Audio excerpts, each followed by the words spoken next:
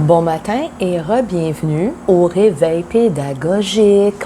Il est vendredi, fin de semaine, c'est le week-end et je veux parler des écrans, OK? Fait que apparemment, c'est un fait. Il y a une commission spéciale sur les écrans et les jeunes qui a débuté ses travaux hier. Et le but de cette commission-là, une commission bipartisane, d'accord, c'est pas juste la CAQ, ils sont en train de voir ce qu'on peut faire au sujet de l'omniprésence des écrans, l'impact sur la santé des jeunes, parce qu'on le sait.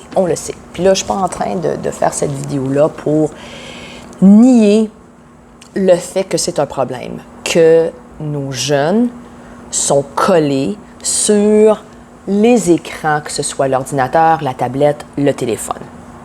Et c'est un fait. Je ne veux pas dire que ce problème-là est un fléau, mais qu'il devient de plus en plus difficile à gérer. On s'entend. Mais il faut s'entendre que ce problème-là n'existe pas juste chez les jeunes. OK? C'est pas un problème qui affecte uniquement les jeunes. Le fait qu'on est profondément troublé par ce qu'on voit en ligne, qu'on développe des anxiétés, qu'on développe des troubles anxio-dépressifs, des problèmes de santé mentale, des tendances violentes même pour certaines personnes. Je veux pas dire que c'est de la faute des écrans, mais le numérique, la technologie renforce ces problèmes-là. Parce qu'on s'entend, si on prend un problème qui m'est familier, les troubles alimentaires. J'ai été anorexique quand j'avais 13 ans. Et comme on me l'a expliqué, ce n'est pas un problème qui disparaît juste parce que tu as recommencé à manger. C'est un problème, c'est un trouble que tu apprends à gérer avec le temps. Mais veux pas, il y a des déclencheurs. Et c'est sûr que de nos jours, les jeunes qui sont sur Instagram, Facebook, TikTok et toutes les autres plateformes possibles, collés sur leur écran, c'est certain que ça remplace les revues, la télé que nous écoutions quand nous étions jeunes. Quand j'étais plus jeune, c'était les revues, c'était la télé qui était la source de ce désir de comparaison. Ça, puis il y avait peut-être d'autres facteurs aussi qui ont mis en branle mon problème. Mais on s'entend que si je voyais des images qui me présentaient une image parfaite, c'était à travers les revues et la télé. De nos jours, la technologie que nous avons remplace les revues et la télé. Dans la salle de classe, nous avons créé un environnement qui prépare les jeunes à la réalité, la vraie vie, la réalité de demain. Nous sommes en train de former nos jeunes pour qu'ils puissent faire face au 21e siècle. Bon, on comprend? OK. Donc, il faut les préparer comment se servir de la technologie. Hein? On s'entend?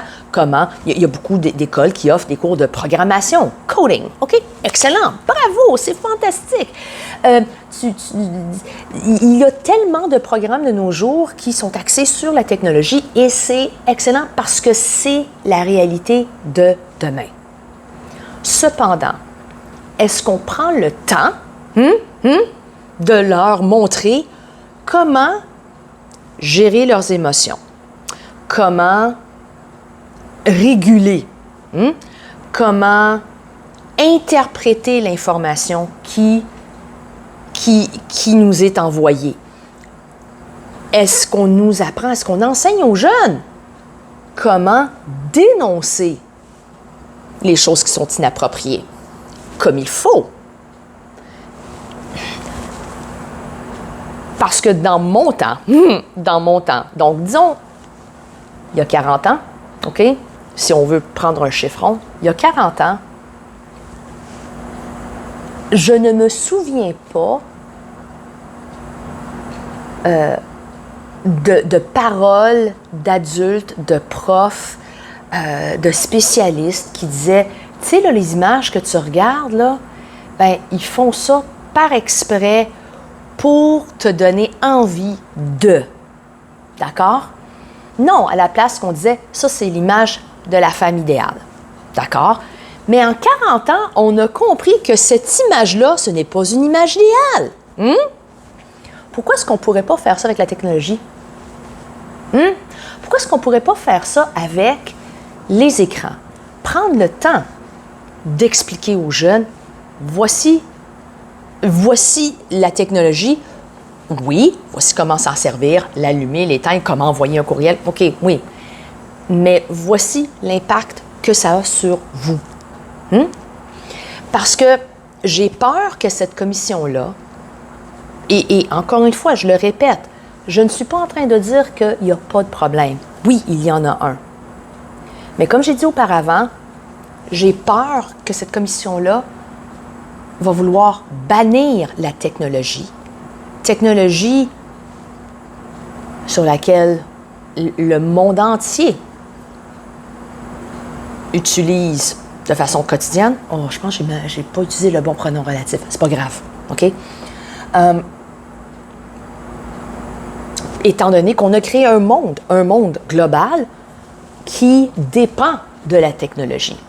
Je ne voudrais pas que cette technologie-là soit complètement bannie. Je voudrais à la place qu'on prenne le temps d'éduquer nos jeunes pour qu'ils puissent s'en servir intelligemment, pour que nous ayons éventuellement des adultes qui savent s'en servir intelligemment. Parce que là, puis ça c'est une des choses que j'ai entendues hier à la radio, c'est qu'il y a de plus en plus de jeunes qui dénoncent leurs parents et leur utilisation abusive de la technologie, qui sont tout le temps, comme on dit, cloués à leur écran. Donc, pour moi, puis ça, c'est une perspective qui est très unique. Je sais, Madame la prof a tout le temps des perspectives qui sont uniques et différentes. Mais peut-être non. Peut-être il y a d'autres profs, d'autres personnes ailleurs qui croient sincèrement que oui, il y a un problème, mais ce n'est pas en cachant la bouteille d'alcool que tu vas guérir un alcoolique. Ce n'est pas en forçant de la nourriture à une personne anorexique qu'on va régler l'anorexie et les troubles alimentaires. Ce n'est pas en cachant la drogue que tu vas guérir un toxicomane. Et c'est le même problème avec la technologie. Si on veut créer une société qui n'est pas clouée, collée à leur écran, il faut former une société qui comprend les effets et qui comprend comment se servir de la technologie intelligemment. J'ai besoin de plus de café.